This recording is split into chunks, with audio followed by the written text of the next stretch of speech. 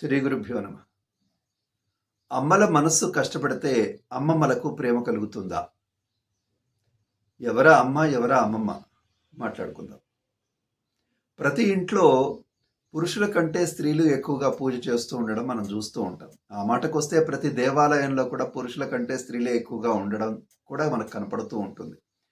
అది చూసి మన వాళ్ళు ఏం చేస్తూ ఉంటారు అంటే, ఏం కామెంట్ చేస్తూ ఉంటారంటే, స్త్రీలకు భయం ఎక్కువ, ఆశలు ఎక్కువ, కోరికలు ఎక్కువ, అందుకే వాళ్ళు దేవాలయానికి వెళుతూ ఉంటారు, ఇట్లా మాట్లాడుతూ ఉంటారు, వాళ్ళని అవహేళన చేస్తూ ఉంటారు. కానీ అసలు నిజంగా జరిగేదేమిటి ఈరోజు మనం చూద్దాం. ప్రతి ఇంట్లో కూడా తల్లి లేచి పూజ చేస్తూ ఉంటుంది పొద్దున్నే. తనకున్నటువంటి సమయంలో, తనకున్నటువంటి పద్ధతిలో పూజ చేసుకోవడానికి ప్రయత్నం చేస్తూ ఉంటుంది. ఆ సమయానికి అసలు వీళ్ళెవరూ లేవరు. లేవరు కాదు కదా, కనీసం ఆమెకు పూజ చేసుకోవడానికి కూడా అవకాశం లేకుండా ఇంటి నిండా వీళ్ళే పడుకొని తిరుగుతూ, లేదా నిన్న మొన్న వేసినటువంటి వస్తువులు ఇవన్నీ కూడా ఉన్నా కానీ ఆమె టపాటపా సర్దుకొని అంతవరకే ఏదో శుచి శుభ్రత అనుకొని పూజ చేస్తూ ఉంటే, వీళ్లకు పరమ చిరాకు. పొద్దున్నే ఎందుకు పూజ పెట్టుకుంటావు అమ్మా, మేమెంత బిజీగా ఉన్నామో తెలుసా, మాకు టీ ఎవడు పోస్తాడు, టిఫిన్ ఎవడు చేస్తాడు, ఇట్లా వీళ్ళు మాట్లాడుతూ ఉంటారు. ఆమె పూజ చేస్తున్నంతసేపు వీళ్ళు విసుక్కోవడమే ఆమె మీద. సరే, ఆమె చాలా కష్టపడి ఏదో చేసి చివరి పూజ అయిపోయింది అనిపించుకొని వీళ్ళకి ఏదో చేసి పెడుతూ ఉంటుంది. ఇది రోజు జరుగుతూ ఉంటుంది. అయితే ఇది ప్రతి ఇంట్లో జరుగుతూ ఉంటుంది. అంతేకాకుండా ఈ శ్రావణ మాసము, కార్తీక మాసము వచ్చినప్పుడు వాళ్ళు కొంచెం ఎక్కువగా పూజలు చేసుకోవాలనుకుంటారు. కాస్త ఎక్కువగా సద్వినియోగం చేసుకుందాం ఈ శుక్రవారాన్ని, ఈ సోమవారాన్ని, ఏదో అనుకుంటారు వాళ్ళు. అనుకొని రేపు పూజకు కావాల్సినటువంటి వస్తువులు తెచ్చిపెట్టమని భర్తను అడిగితే, నాకు కుదరదు, నేను చాలా బిజీగా ఉన్నాను, అర్జెంటుగా బయటకు వెళ్తున్నాను, ఆఫీస్కి వెళ్తున్నాను. అదే కొడుకు చెప్తే, నేను మ్యాచ్కి వెళ్ళాలి, ఆ ప్రాక్టీస్ వెళ్ళాలి, ఈ ప్రాక్టీస్ వెళ్ళాలి. కూతురు చెప్తే, నేను ఆ క్లాస్కి వెళ్ళాలి, ఈ క్లాస్కి వెళ్ళాలి, అక్కడికి వెళ్ళాలి, ఇక్కడికి వెళ్ళాలి. ఎవ్వరు కూడా ఆమెకు సహాయం చేసేవాళ్ళు ఉండరు. పనికి మాలిన మాటలు మాట్లాడడానికి, పనికి మాలిన ఫ్రెండ్తో గడపడానికి గంటల తరబడి, లేదా పానీపూరి బండి దగ్గర గడపడానికి గంటల తరబడి, ఇట్లా వాళ్ళకు కావాల్సినటువంటి విషయాల్లో గంటల తరబడి వృధా చేస్తారు. కానీ ఆమె చెప్పినటువంటి పనులు చేయడానికి మాత్రం ఎవరు సంసిద్ధంగా ఉండరు. ఆమెకు చాలా బాధేస్తుంది.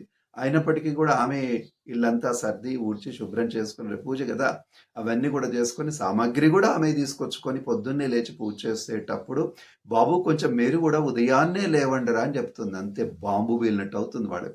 అమ్మ, నువ్వు ఇలాంటివి మాత్రం పెట్టకు, నీ పూజ నువ్వు చేసుకో. సరే, ఆమె నోరు మూసుకొని తన పూజ తను చేసుకునే ప్రయత్నం చేస్తుంది. ఆ సమయానికి వీళ్ళు ఎలా ఉంటారంటే, ఒక్కొక్కడు బ్రష్ చేసుకుంటూ వంటింట్లో ఆ పూజా గది చుట్టూ తిరుగుతూ ఉంటారు. కొంతమంది లేవనే లేవరు. కొంతమంది లేచి కాఫీ కోసం వంటింట్లోకి తొంగి చూస్తూ ఉంటారు. ఇంకా పూజ అయిపోలేదా, నాకు కాఫీ పోస్తావా. కానీ ఎవ్వరు కూడా ఆమె పూజ పట్ల సానుభూతి కనిపించరు. తర్వాత ఆమె అంటే గట్టిగా అనకుండా ఉండలేక ఒకటే గులుగుతూ ఆమె మీద తొందరగా అయిపోని అన్నట్టుగా ఒక ఒత్తిడి చేస్తే, ఆమె సరి ఏదో విధంగా ఆ పూజ ముగించుకొని బయటకు వచ్చేస్తుంది. వచ్చి మళ్ళీ వీళ్ళకి కావలసినవన్నీ చేసి పెడుతుంది. చేసి పెట్టినప్పుడు వీళ్ళందరూ ఎద్దేవా చేస్తూ ఉంటారు. ఓహో, పలానా పూజలు చేసావు కదా, పలానా అవి చేసావు కదా, ఇదేం జరిగింది, అదేం జరిగింది, ఏంటంటో మాట్లాడుతూ ఉంటారు. ఇంకా అప్పుడు కూర్చొని, మనం పూజ చేస్తేనే లక్ష్మీ అమ్మవారు కరుణిస్తుందా, మనం పూజ చేస్తేనే డబ్బులు ఇస్తారా, అట్లా చేస్తే పూజలు చేయని వాళ్ళు కూడా బోల్డంతమంది కోటీశ్వరులు ఉన్నారు కదా, ఇట్లా ఏవేవో మాట్లాడి ఆమె మనసుకు ఎంత గాయం కలిగించాలో అంత గాయం కలిగిస్తూ ఉంటారు అందరు.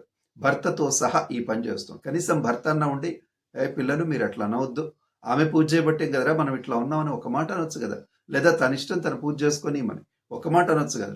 లేదు, ఆయన కూడా వీళ్ళకు వంత పాడుతూ, ఈయనేదో పెద్ద మహాజ్ఞాని అయినట్టు, ఈయనేదో గొప్ప సైంటిస్ట్ అయి ఆకాశం నుంచి దిగొచ్చినట్టు ఆమెను ఎద్దేవా చేస్తుంటాడు. ఆమె పూజల్ని, ఆమె నమ్మకాల్ని ఎద్దేవా చేస్తూ ఉంటాడు. ఇది ప్రతి కుటుంబంలో జరుగుతూ ఉంటుంది. తర్వాత కొంతకాలానికి భర్తకి ఏదైనా ఆఫీస్లో ఇబ్బంది కలిగినా, లేదంటే వాడికి ఏదో వీసా స్టాంపింగ్ దగ్గర ఇబ్బంది కలిగిన కొడుక్కి, లేదంటే అమ్మాయికి ఏదైనా ఇంటర్వ్యూ కలిగిన, ఆమె బెంగళూరులో ఉంటూ వీడు హైదరాబాద్లో ఉంటూ, భర్త ఆఫీస్ దగ్గర ఉంటూ ఈమెకు ఫోన్ చేస్తూ, ఏం జరిగిందో తెలుసా, అట్లా జరిగింది, ఇట్లా జరిగింది, ఎంత ఘోరం జరిగిపోయిందో తెలుసా, ఆ దేవుడు ఏం చేస్తున్నాడు, నువ్వు అన్ని పూజలు చేస్తున్నావు కదా అని మళ్ళీ సూటిపోటి మాటలు. ఆ కొడుకుండి, అమ్మ నువ్వేం చేస్తావో నాకు తెలియదు, ఎల్లుండే స్టాంపింగ్ ఉంది, తప్పకుండా నాకు రావాల్సిందే, కాకపోతే చూడు, నువ్వుండవు, నీ దేవుడు ఉండడు ఇంట్లో, నేను చెప్తున్నా, నీ దేవుడు లేనట్టే లెక్క. కూతురు కూడా, అమ్మ నాకు ఎల్లుండి ఇంటర్వ్యూ ఉంది, నాకు తప్పకుండా రావాల్సిందే, రాకపోతే చూడు నువ్వేం పూజలు చేస్తున్నావు నీ సంగతి చెప్తాను ఇట్లా. మళ్ళీ ఆ తల్లి కూర్చొని వీళ్ళందరి కోసం మళ్ళీ పారాయణాలు చేస్తూ పూజలు చేస్తూ ఏదో మాలాంటి వాళ్ళ దగ్గర తెలుసుకొని ఏం చేస్తే బాగుంటుంది, ఎలా చేస్తే బాగుంటుంది అని కనుక్కుంటూ ఆమె కష్టం ఆమె పడతాం. చివరికి వచ్చిందనుకోండి, వీళ్ళందరికీ వాళ్ళ పనులు అయిపోయినా కానీ మేమేదో సాధించాం కాబట్టి మా పనులు అయిపోయాయి అనుకుంటారు కానీ మా అమ్మ పూజ చేసింది కాబట్టి మాకు ఈ విధంగా జరిగిందని ఆ క్రెడిట్ అమ్మకి ఇవ్వడానికి కూడా వాళ్ళు సిద్ధంగా ఉండరు. అంటే అన్ని రకాలుగా అమ్మని ఇబ్బంది పెడుతున్నాం. నిజంగా చూడండి, మీరు ముగ్గురు గనక దేవాలయానికి వెళ్తుంటే, ఒక తల్లి, ఒక పిల్లవాడు, ఒక తండ్రి, తర్వాత ఒక అమ్మాయి, ఒక కుటుంబంలో ఈ ముగ్గురు గనక గుడికి వెళితే ఏం దండం పెట్టుకుంటారు? మేం బాగుండాలి, మేము చేసే పనులు బాగుండాలి, నేను చేసే వ్యాపారం బాగుండాలి. అంటే ఆయన అహంకారం ఏంటంటే నేను చేసే వ్యాపారం బాగుండి నేను బాగుంటే నా కుటుంబం బాగుంటుంది అనే అహంకారం ఆయనకి. వీళ్ళకి ఏంటి అంటే నేను బాగుండాలి, నేను చదువుతున్నటువంటి ఆ చదువు ఏదైతే ఉంటుందో దాంట్లో నేను ఉత్తీర్ణత పొందాలి, లేదా నాకు ఉద్యోగం రావాలి అనేది దండం పెడతాడు. కానీ మా అమ్మ బాగుండాలి, నాన్న బాగుండాలి ఎవ్వడు దండం పెట్టాడు. కానీ ఒక స్త్రీ గుడికి వెళితే తప్పకుండా ముందుగా నమస్కారం చేసేది నా కుటుంబం బాగుండాలి, నేను బాగుండాలి. ముందు కుటుంబం మాట వస్తుంది. అంటే స్త్రీకి ఆ కుటుంబ ప్రేమ, కుటుంబ బాధ్యత ఉంటుంది. ఆమె కుటుంబానికి కేంద్ర బిందువు, ప్రేమకు కేంద్ర బిందువు. కనుక ఆమె చేసేటువంటి పూజ తప్పకుండా అందరికీ వర్తిస్తూ ఉంటుంది ఆ పుణ్యఫలం. అది తెలుసుకుని ఆమెకు సహకరించడం కనుక ప్రారంభం చేస్తే తప్పకుండా ఆ పుణ్యం మనకు వస్తుంది.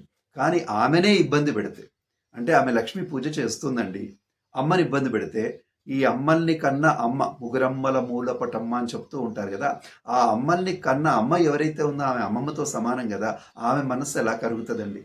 ఈమెనేమో బాధ పెడుతున్నాం పూజలో, ఏ విధంగా సహకరించాం ఈమెకు, కానీ మరి మీ అమ్మ ఎందుకు మా మీద ప్రేమ చూపించట్లేదు అంటే ఎట్లా చూపిస్తుందండి? కాబట్టి దయచేసి కుటుంబ సభ్యులందరూ గమనించండి. మీకు భక్తి ఉన్నా లేకపోయినా, మీకు ఆమె అంత విశ్వాసం మీకున్నా లేకపోయినా తప్పకుండా ఆమె పూజలకు మీరు సహకరించండి. ఎందుకంటే ఆమె పూజలన్నీ మీకోసమే, ఆ పుణ్య ఫలితం కూడా మీకోసమే.